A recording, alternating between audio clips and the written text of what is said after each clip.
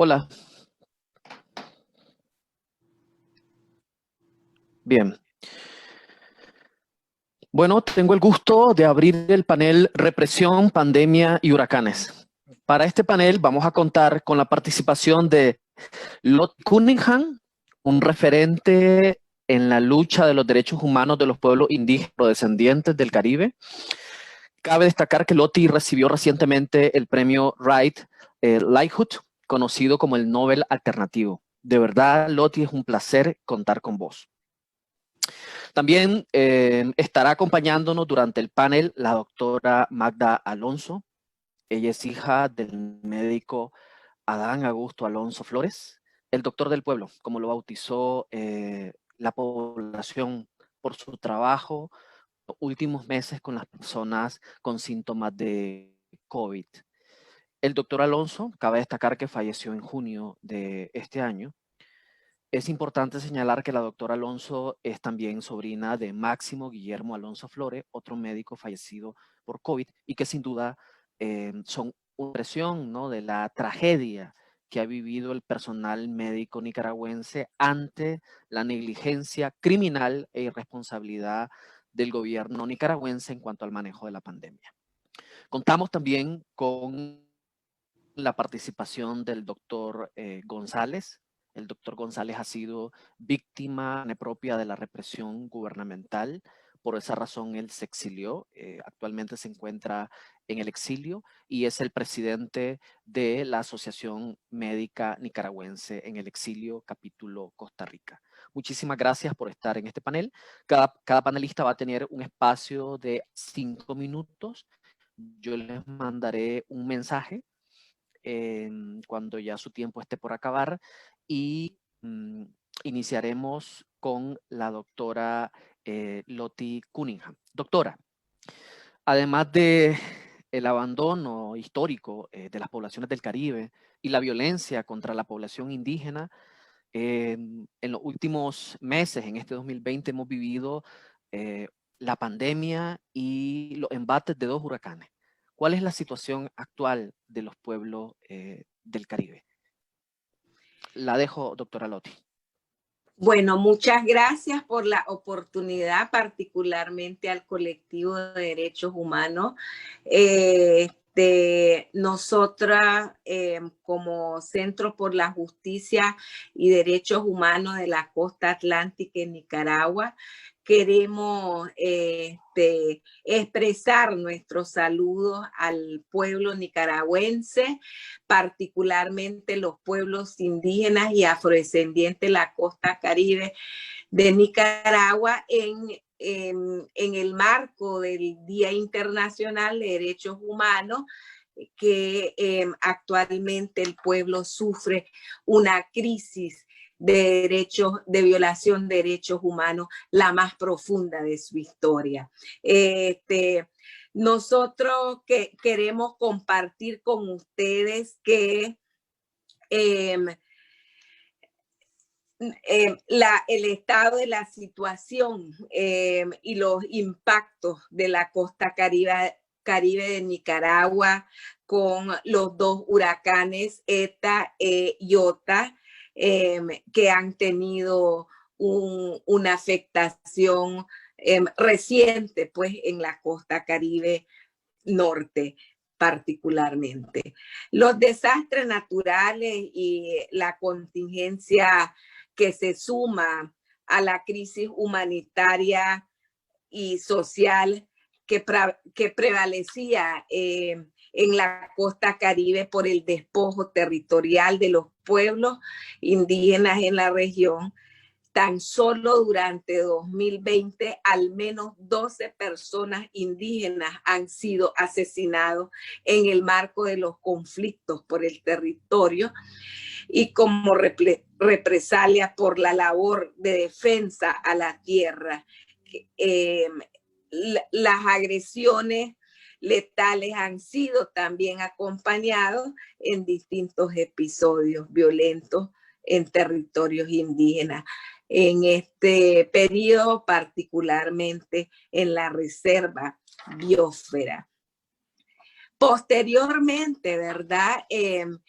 hemos venido enfrentando la crisis sanitaria del COVID-19, que ha visibilizado y profundizado las enormes desigualdades sociales y territoriales en el acceso a la salud y a los servicios básicos, que esto ha venido a agravar la situación de la vulnerabilidad en la que ya se encuentra actualmente los pueblos indígenas, y para poder hacer frente a la pandemia del COVID.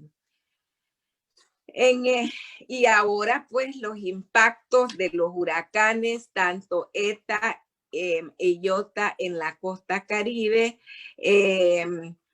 de Nicaragua, el 98% de las personas que residen en esta región, que se calcula que más de 130 personas se han visto, más de 130,000 personas se han visto afectados con diferentes niveles de afectación, y estamos hablando desde las pérdidas totales o parciales en sus viviendas, la seguridad alimentaria, el acceso a agua potable,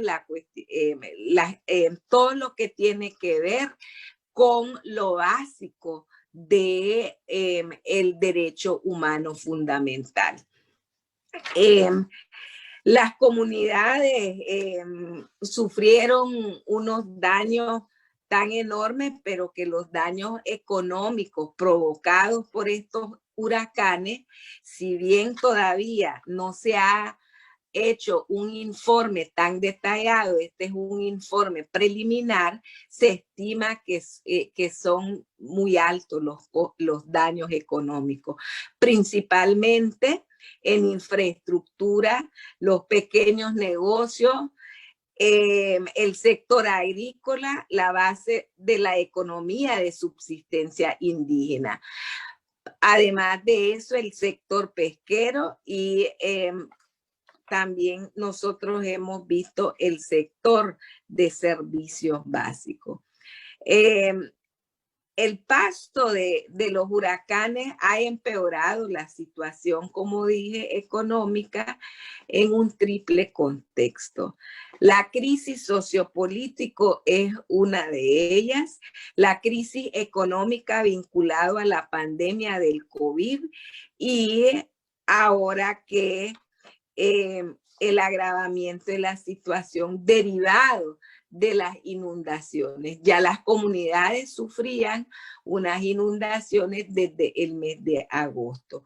Todo esto ha intensificado la situación de vulnerabilidad de la población frente a la inseguridad alimentaria. La población indígena ha perdido la totalidad de sus cultivos y sus animales.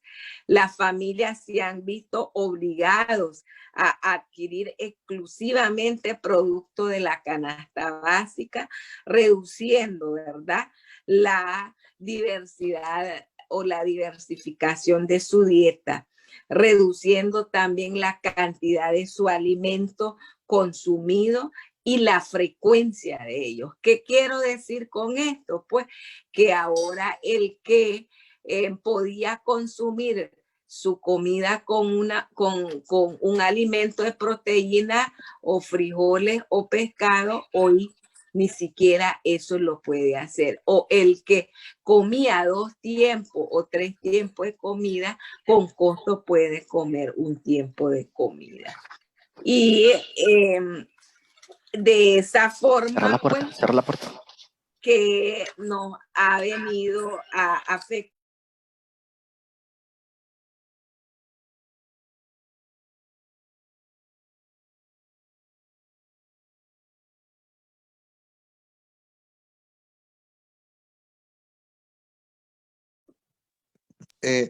No tenemos el audio, doctora. Se le silenció el audio, doctora Clotti.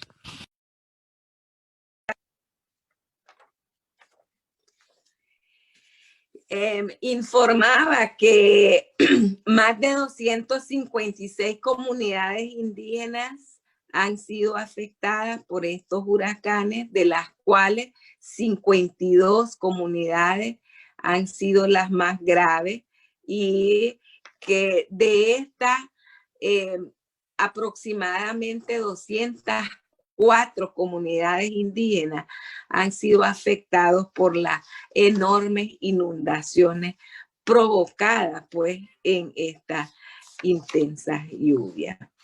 En resumen, pues debemos de decir que los daños provocados por los huracanes hasta la fecha son infraestructura que ha sido una afectación totales y parciales de más de 4,000 viviendas, y estamos hablando dentro del municipio de Puerto Cabeza, porque este es un informe preliminar y nos hace falta recorrer el resto de los municipios de la región que han estado incomunicados por el desborde de más de 7 ríos en la región.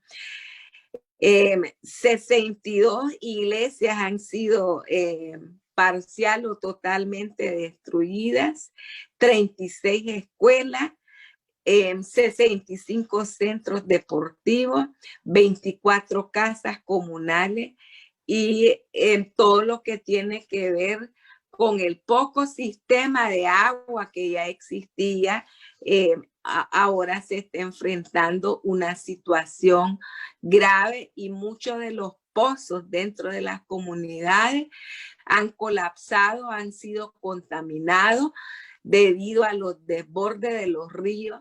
En el caso del municipio de Huaspán, más de 13 comunidades indígenas fueron evacuadas porque el río Coco desbordó y entró en todas estas comunidades, contaminando así a la mayoría de estas comunidades. El sistema de producción y todos los cultivos agrícolas han sido dañados. Estamos hablando de los granos básicos, particularmente el arroz, y todo lo que es el musáceo, los tubérculos han sido destruidas. Los ganados mayores y aves, ha habido más de una aproximación de 5.500 animales muertos, entre porcino, aves, entre otros. Los medios de transporte acuáticos y las áperas de pesca.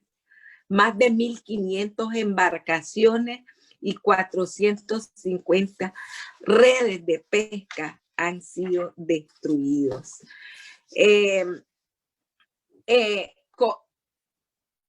Nosotros podemos concluir en informándole que la situación del impacto de los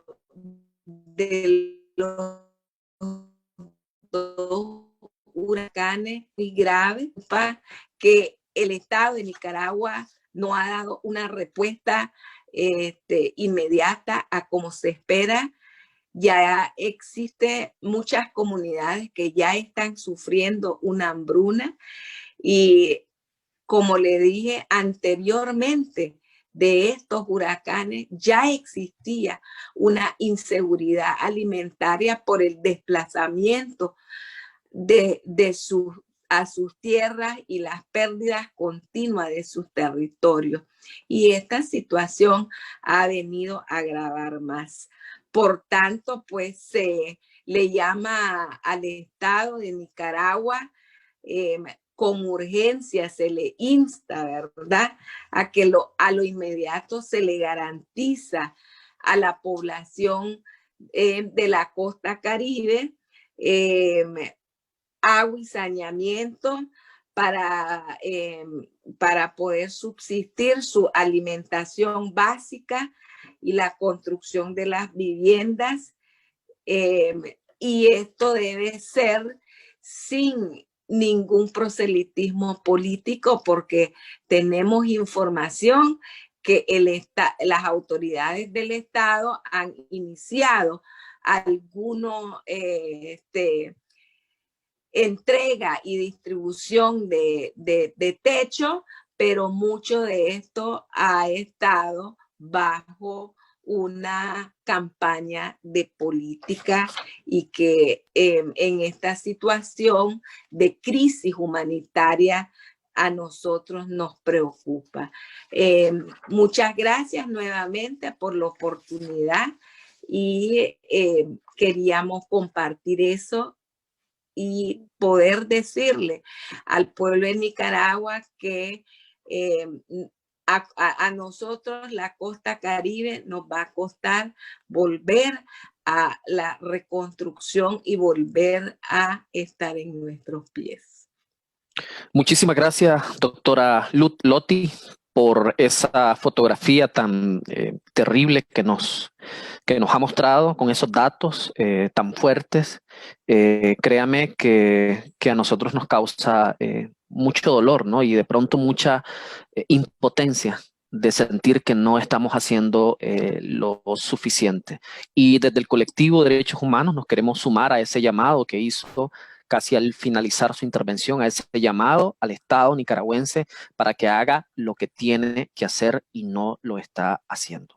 Muchísimas gracias, doctora. Al final vamos a tener un breve espacio para palabras finales. Quisiéramos pasar con la doctora Alonso, no sin antes manifestarle desde el colectivo a la doctora Alonso nuestro más sincero reconocimiento y respeto a la familia Alonso, que ha dado tanto para la democracia, para la salud del pueblo nicaragüense. Doctor Alonso, una única pregunta, que prácticamente son dos. El manejo criminal de la pandemia ha provocado la muerte de miles de ciudadanos, según el Observatorio Ciudadano, entre ellos, evidentemente, y su tío. ¿Ha cambiado el manejo de la pandemia? ¿Y a qué escenario nos enfrentamos en Nicaragua con un gobierno que prefiere reprimir antes de invertir en salud pública de calidad y para todos y todas? Doctor Alonso, la dejo.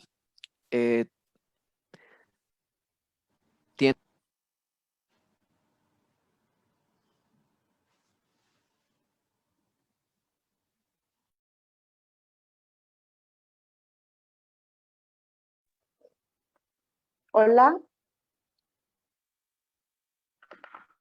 Buenos días, Juan Carlos. Quisiera saber si se escucha, por favor. Porque sí se escucha, doctora, adelante. Se escucha perfecto, se escucha. Muchísimas gracias, Juan Carlos. El panorama es un poco más complejo que lo que me has mencionado en tu pregunta.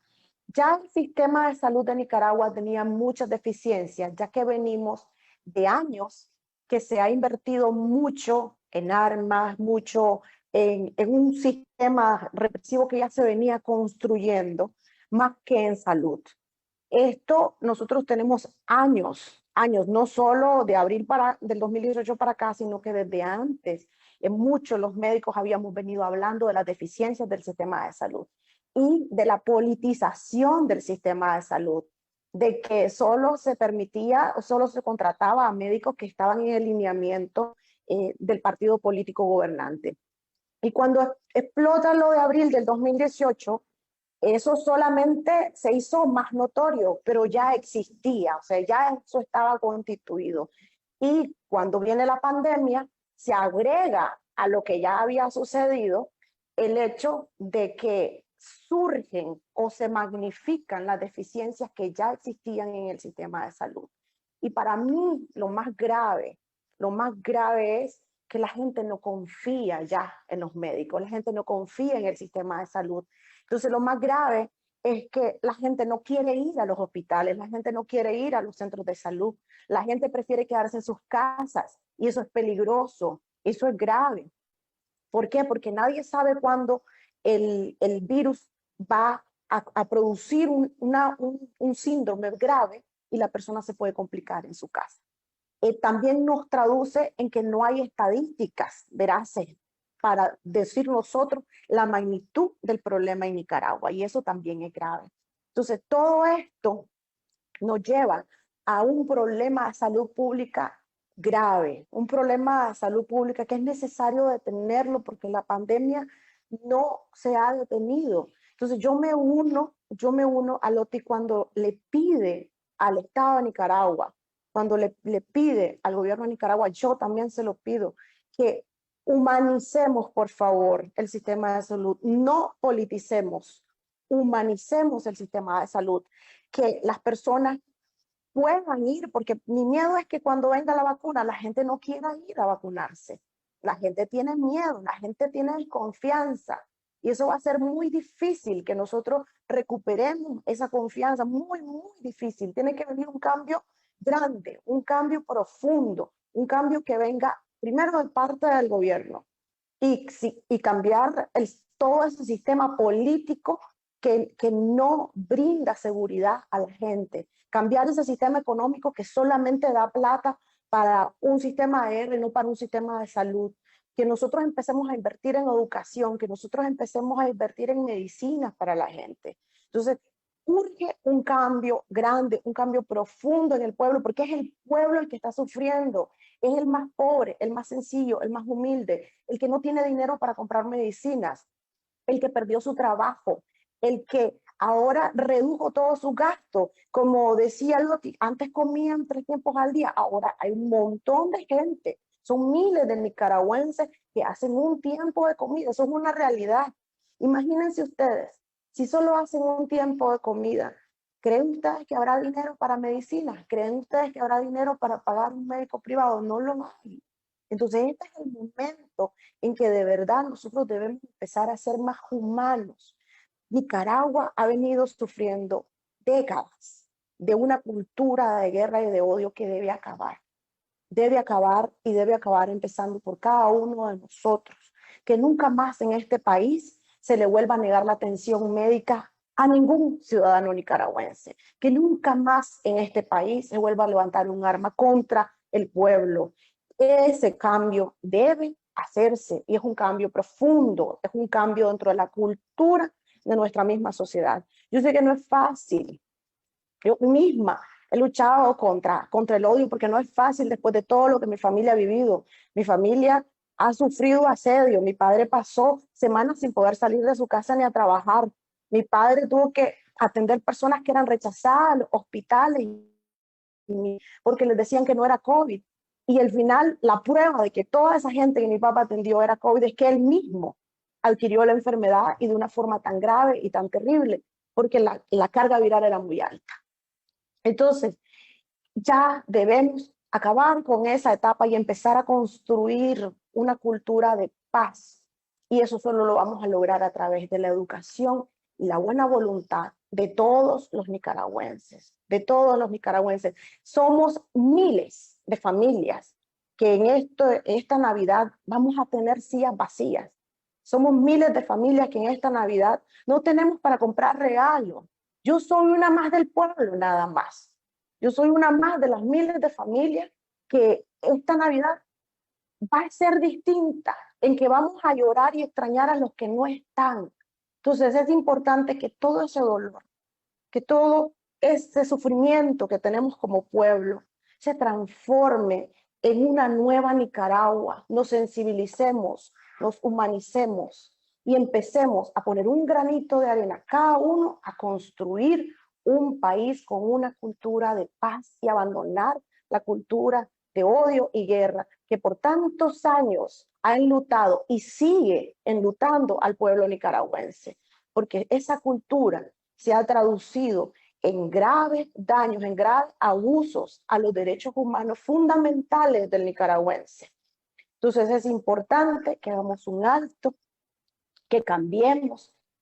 Y yo también llamo al gobierno de Nicaragua que reflexionen. Sé que muchos me van a criticar por pedir lo imposible, pero realmente tenemos que intentarlo. Tenemos que intentarlo, tenemos que alzar nuestra voz. Yo solo soy una de miles que sufren en este país y que urgimos un cambio de sistema y empecemos a construirlo. No sé si respondo a tu pregunta, Juan Magda, Carlos. muchísimas gracias por tus palabras y créenos que las suscribimos y las compartimos. Yo quisiera, antes de pasar con el doctor González, mencionar unas palabras que vos mencionaste cuando enterraron a tu padre. Vos señalabas en una transmisión en vivo tu valor, tu dignidad, tu fuerza y tu convicción vivirá en cada nicaragüense que luche por la paz, la verdad y la justicia. Descansa en paz. Y yo este panel y este espacio se lo dedico a tu papá, que tanto dio. Y nada, pues sos una digna hija de tu padre y gracias por acompañarnos. Al final vamos a tener unas palabras de cierre y pasaremos con el doctor González, quien nos dará una perspectiva desde el exilio, ¿no? Doctor González, ¿qué impacto ha tenido la pandemia en la población desplazada forzada en Costa Rica? Y quizás nos regala un poco una reflexión de cuál es la diferencia entre el manejo de la pandemia del gobierno de Costa Rica en relación al gobierno nicaragüense. Entonces, va a tener alrededor de 7 minutos. Gracias, doctor González, por acompañarnos. Bueno, primero, muchas gracias por la oportunidad. Agradezco desde el exilio este momento pues, que me cede el colectivo de Derechos Humanos Nicaragua Nunca Más, con el cual tenemos un buen lazo de hermanamiento pues, con la Asociación de la Unidad Médica Nicaragüense en el Exilio, con la que hemos compartido diferentes escenarios, ¿no? Antes de responderte las preguntas, yo tenía algunos datos que quiero compartir con todos porque me parece que son oportunas e importantes. Partiendo de 4 tópicos importantes. Uno, el holocausto sanitario que venimos denunciando desde marzo de este año. La Asociación de la Unidad Médica y tanto la Unidad Médica Nicaragüense allá en Nicaragua han venido denunciando el holocausto sanitario que ha provocado el gobierno, que ha provocado la dictadura. Ya llevamos hasta este momento, hasta noviembre del 2020, 2.187 fallecidos, al menos por la presunción que teníamos con el observatorio de fallecidos a través de la pandemia, a pesar de que el gobierno solo reconoce 162. Que tenemos casi 12.000 casos, bastante sospechosos, muy por encima de los casos que tiene confirmado el Ministerio de Salud. Pero lo más preocupante son los 137 personales de salud que han fallecido a lo largo de esta pandemia, ya dentro de los cuales hay 44 médicos valiosos, así como el doctor Alonso, como el papá de la doctora, a quien le externamos nuestras condolencias, como lo hicimos en su momento, y nuestra admiración por todo su interés y entrega. Además de todo este componente, en la parte del holocausto sanitario, el hecho de que 426 médicos han sido despedidos durante el proceso de la pandemia, y desde el 2018 partamos de esa realidad. O sea, no solo es el contexto local, en las características de la misma enfermedad por lo que agrede, sino también por la supresión de personal calificado. Al disminuir tu cantidad de respuesta, obviamente va a incrementar la posibilidad de agresividad y daño que pueda tener en las víctimas del COVID, ya que ahí tenemos especialistas desde infectólogos, como el doctor Carlos Juan, desde infectólogos pediátricos, como la doctora Jarquín, es decir, un personal altamente calificado y muy vital para la pandemia, el cual ha sido despedido. Dentro de esta misma contextura, en el exilio, ya que un poquito respondiendo a tu pregunta, la respuesta, no solo por el hecho de Costa Rica, podemos partir de respuestas que han habido en otros países también, igual, donde tenemos médicos en el exilio. Nosotros tenemos 118 médicos en el exilio, entre médicos y personal de salud. Y casi todos pues hemos podido compartir lo que ha sido la experiencia y la respuesta de un país con sensatez sanitaria. En este aspecto, lo primero ha sido buscar cómo restringir el nivel de contacto, es decir, la distancia social, el lavado de manos, todos los elementos que sirven para prevenir un poquito la progresión de la enfermedad. Algo que en Nicaragua no ha existido. Costa Rica logró mantener en la primera ola un nivel de control bastante importante, al punto que cuando en Nicaragua aún seguía solo reconociendo como 12 o 14 casos, Costa Rica, a pesar de que ya tenía reconocido 18 casos, Nicaragua aún seguía siendo pues, algo muy importante. Y dentro de ese contexto, Costa Rica logró frenar, incluso al punto de crear el suero o el plasma de suero de los pacientes infectados que se le aplicaban a los pacientes más graves, logrando una recuperación bastante importante, casi en el 90% de los casos que tuvieron en cuidados intensivos. Algo que fue un ícono y reconocido incluso por la misma OMS. La forma y el formato que se implementó pues, en el manejo en la primera ola. Desgraciadamente, el ser humano, como ya lo planteaba incluso la doctora Alonso, tenemos un comportamiento un poquito muy suave, a veces muy sutil a la hora de responder, sobre todo para esta segunda ola, donde nos sentimos que ya, primero algunos desconfían del sistema. No ha sido el caso en Costa Rica, pero sí en el caso de Nicaragua. Y lo segundo es la conducta individual que asumimos ante la pandemia. Asumimos como respuesta de que no me dio en esta primera, pues ya no me va a dar. O esto es más leve de lo que han dicho los medios. O esto es más fácil de manejar que lo que puede hacer. Y eso provocó, como en el caso, digamos, de algunos países como Costa Rica, Ecuador, Perú, donde el nivel de crecimiento de los casos ha sido un poquito más aritmético, ya que la gente comenzó a bajar la guardia, a comenzar a disminuir sus mecanismos de defensa, su misma protección, disminuir el nivel de distanciamiento social y comenzaron a hacerse actividades más colectivas, algo que fue muy difundido en Nicaragua, pero que en otros países se había conservado con bastante calma y actualmente pues entonces están pagándose las consecuencias desgraciadamente de esos errores. ¿Por qué? Tenemos que partir de un contexto muy importante y es la economía. No lo digo porque sea una cuestión numérica, no.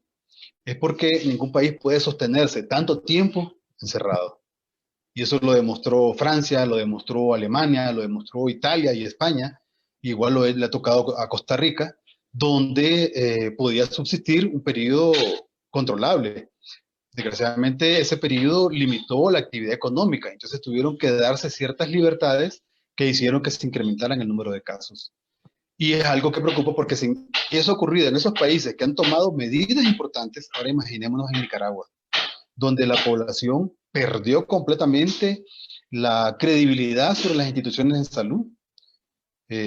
No hay confianza ni para los sistemas de salud como tal, ni para los sistemas de vacunación, que va a ser lo más grave, como decía ya la doctora Alonso. Entra la vacuna y no vamos a contar con la participación que es necesaria para que realmente se logre un nivel de inmunización colectiva, como es lo que se necesita para estos casos.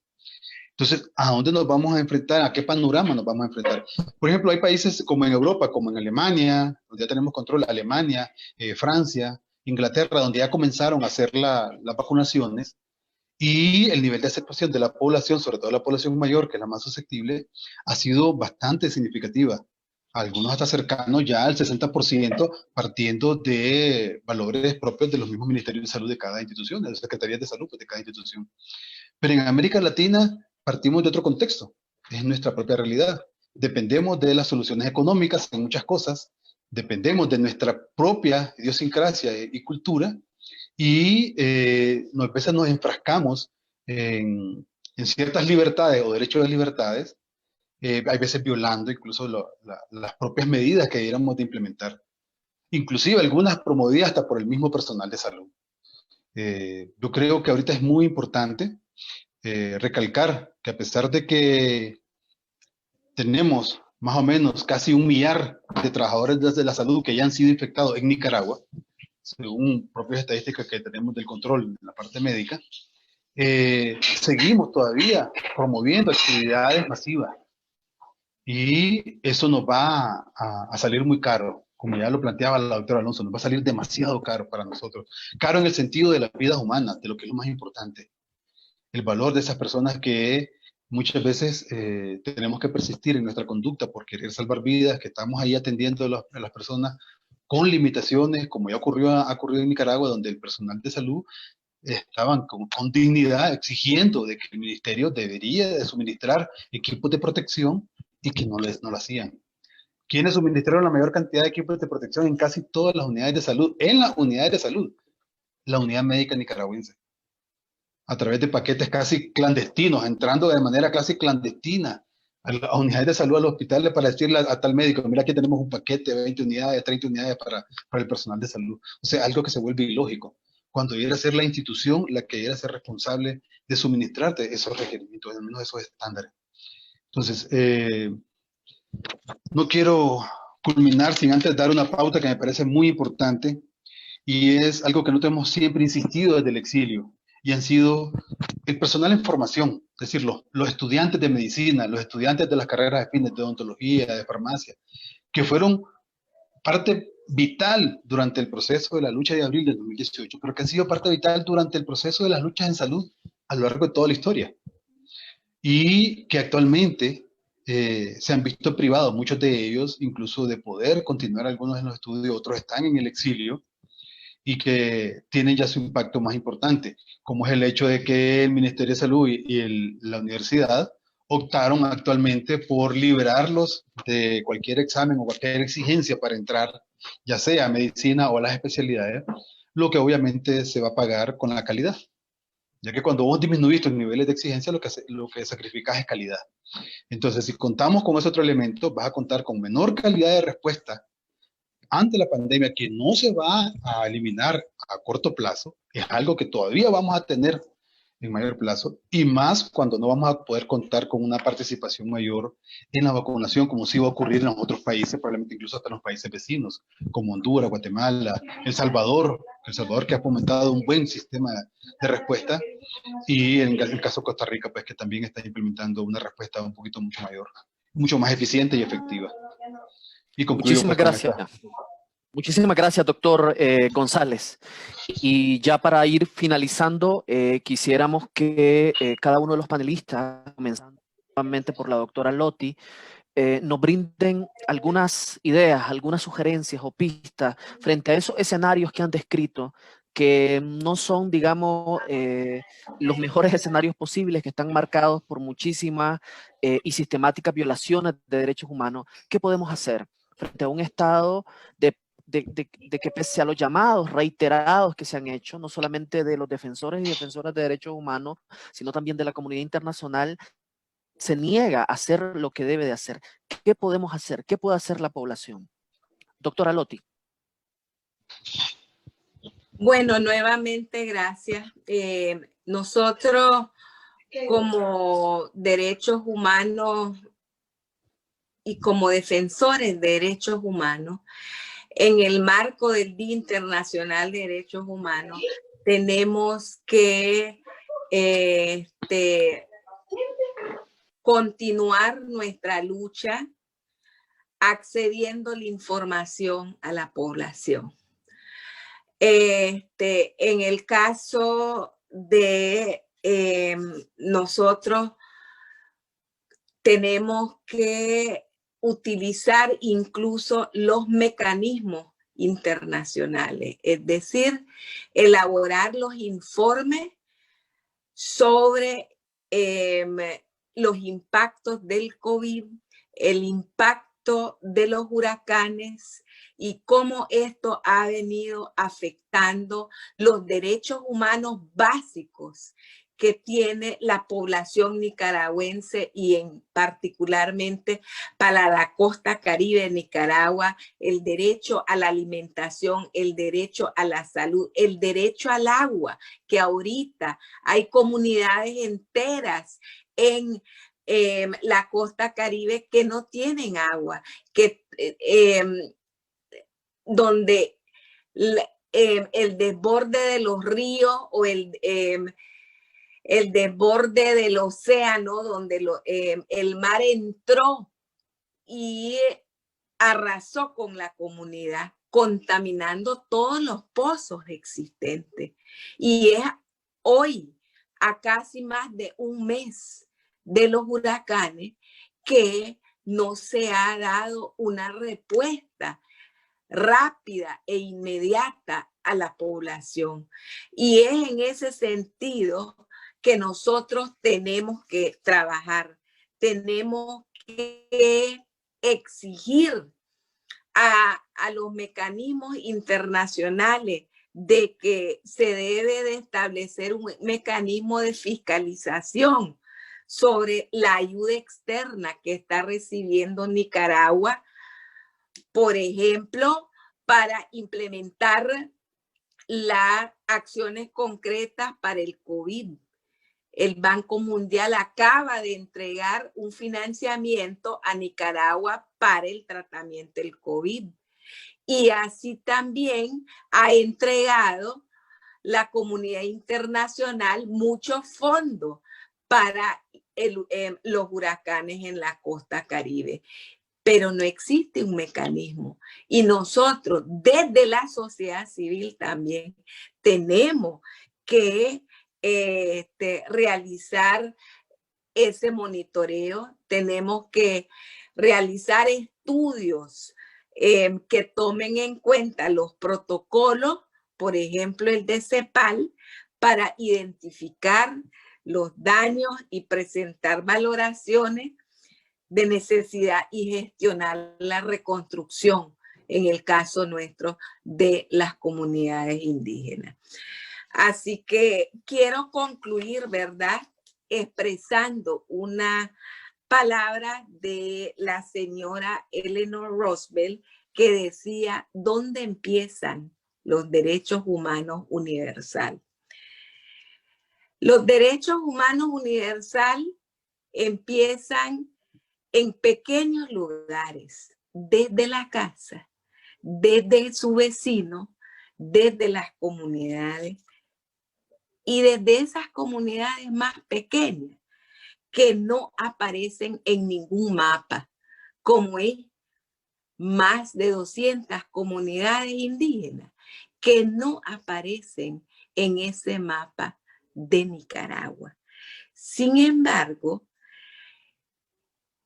si esos derechos no significan nada en estos lugares, tampoco significa nada en ninguna otra parte. Esa reflexión nos debe de quedar de que los derechos humanos son universales. Es decir, como humano, además de universal, se requiere de una igualdad. Muchas gracias. Muchas gracias, doctora Loti. Me hizo recordar unas palabras de, no recuerdo qué autor en este momento, de pequeñas personas en diferentes partes del mundo haciendo pequeñas cosas son las que transforman el mundo. Y gracias por sus palabras nuevamente. Doctora Alonso, nuevamente tenemos de 2 a 3 minutos para sus palabras de cierre. ¿Qué podemos hacer frente a esto?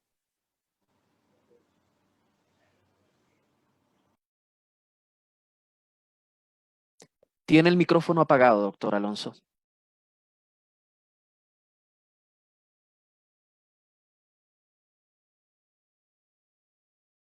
Vamos a reiniciarlo, ¿sí? ¿Ahora sí? Ok, listo. Quiero aprovechar la oportunidad para hablar a mis hermanos nicaragüenses dentro y fuera de Nicaragua. Hermanos nicaragüenses que en estos años ha sufrido, hemos llorado. Quiero decir que no permitas que ningún gobierno te robe tus ganas de vivir. A los jóvenes, a los estudiantes, a los exiliados, a las madres de abril, le hablo a todos los que hemos sufrido ataques, a todos los que hemos sufrido violaciones a nuestros derechos humanos.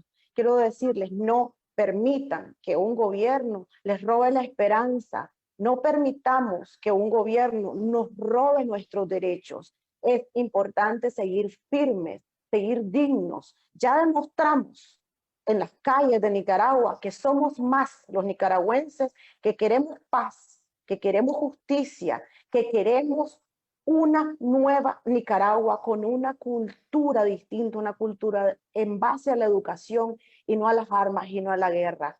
Que nada nos quite el deseo de ver una Nicaragua libre, que nada te desanime, hermano nicaragüense, porque el desánimo solo produce daño a tu alma y a tu cuerpo. Y yo los necesito vivos. Nicaragua los necesita vivos. Nicaragua necesita vivos a cada uno de sus hijos.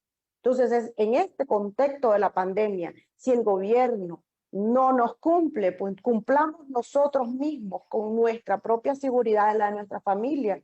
llevando todas las medidas de seguridad que hasta la saciedad hemos dicho los médicos para prevenir el COVID, por favor, sígalas y que nada que nosotros hagamos contribuya a la expansión de la pandemia. Cada quien es dueño de su vida, al gobierno no le importa si te moriste o si quedaste vivo, sea del partido político que sea, al gobierno no le importa si te moriste. Si te moriste, sos un número más en las estadísticas para el gobierno. Así que lo importante aquí es conservar la vida, conservar la esperanza, conservar la fe, conservar la fuerza, conservar la unidad para que logremos el cambio que como sociedad nosotros definimos en abril de 2018, porque como sociedad, como pueblo, a una sola voz, exigimos un cambio y seguimos aquí. Quizás ya no estamos en las calles, quizás ya no puedo salir con mi bandera a las calles, por miedo, por temor, por seguridad, porque hemos sufrido mucha represión. La represión no es una mentira, es una realidad que está muy bien documentada. Pero sí seguimos en nuestros hogares, sí seguimos aquí en el corazón y en nuestra mente con la firme confianza que vamos a ver un cambio en este país. Entonces, perdón, Juan Carlos, yo sé que mi papel era hablar de la pandemia, pero una pandemia más terrible es la desesperanza que vive nuestro pueblo.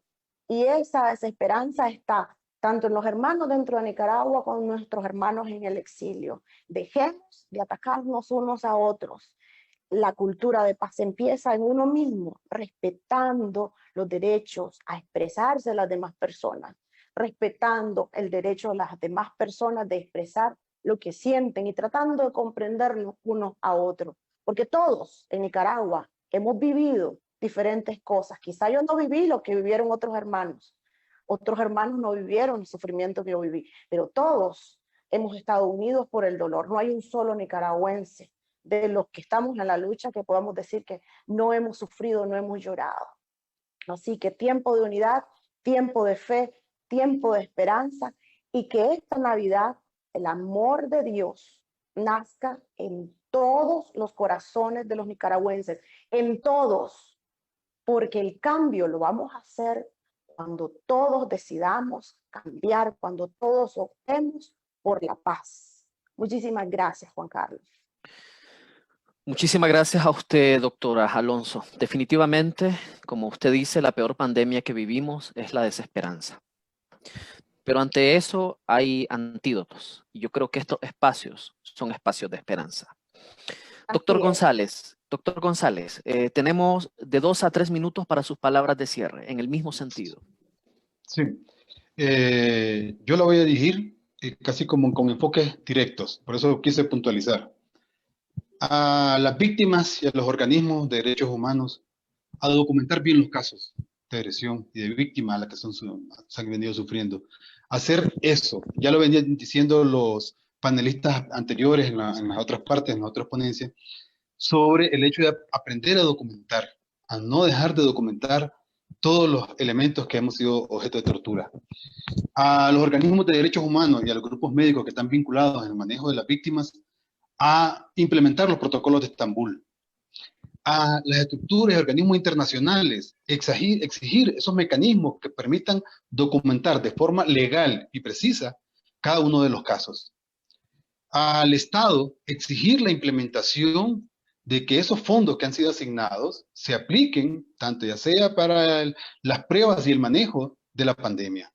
A la sociedad, muy importante, que tengamos presente que en estas fechas podemos ser objeto de mayor autoagresión en cuanto a la pandemia, ya que vamos a ser objeto de conglomerados familiares y sociales. Ya hablamos del 24, del 31, del 1, del Día de Reyes, que son casi coincidentes con el periodo de incubación en que puede estar la pandemia. En el caso de los médicos, ratificar el documento que se firmó en Confemel en agosto del 2018, donde se denunciaba pues, el nivel de agresión en contra de los médicos solo por el simple hecho de salvar vidas. Y concluir con mi denuncia personal, como siempre lo he estado haciendo en cada uno de los foros, donde fui objeto de tortura mientras atendía a un herido. Y eso voy a seguir insistiendo porque es una violación directa. No solo es la violación del derecho a la atención por parte de la víctima, sino también la negación al suprimir al médico de esa posibilidad. Y de manera individual, pues el hecho de haber sido objeto de tortura, que siempre no me va a cansar. Sí ratifico y hago mías las palabras de la doctora Alonso. En mi corazón yo ya perdoné a esas personas, no le guardo ningún rencor y espero que podamos vivir con mayor armonía en el futuro. Ratifico mi posibilidad de que en este momento, pues a todos y cada uno de los nicaragüenses realmente nos podamos ayudar, ya que vienen momentos muy difíciles. Muchas gracias.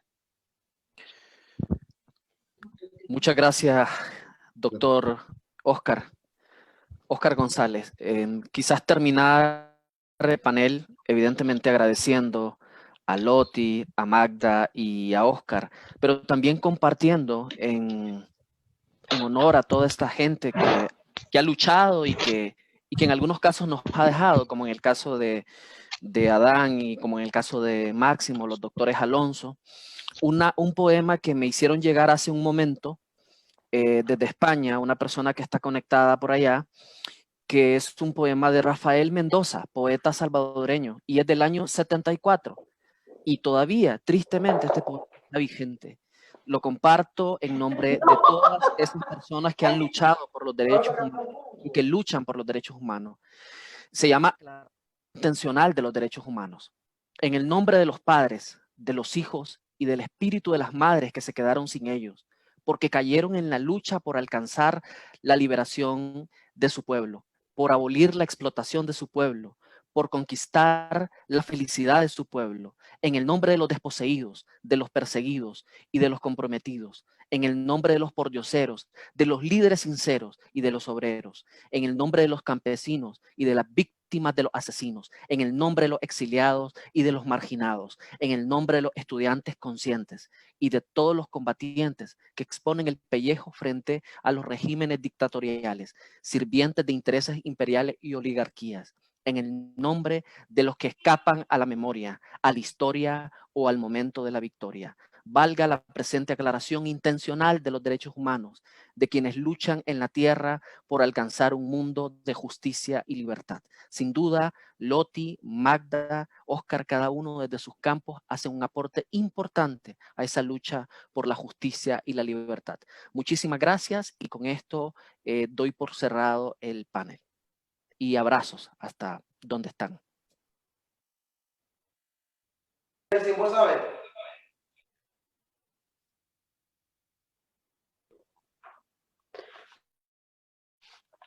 Bueno, no sé si por ahí me escuchan todavía, pero si por ahí están, Sí. Oscar, un gusto, Loti, un gusto, Juan Carlos, un gusto.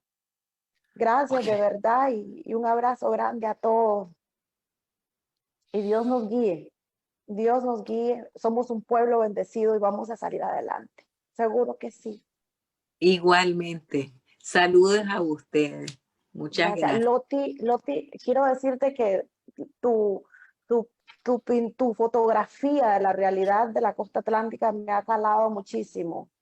Ha calado muchísimo, muchísimo, y Dios nos permita construir una Nicaragua donde las comunidades indígenas sean respetadas, donde sus lenguas sean respetadas, donde nuestros niños conozcan la importancia de esa cultura tan hermosa, preciosa que tenemos en esa zona. Te abrazo y te admiro muchísimo, muchísimo, muchísimo, Loti. Igualmente, igualmente. Espero que nos podamos ver algún día, Magda.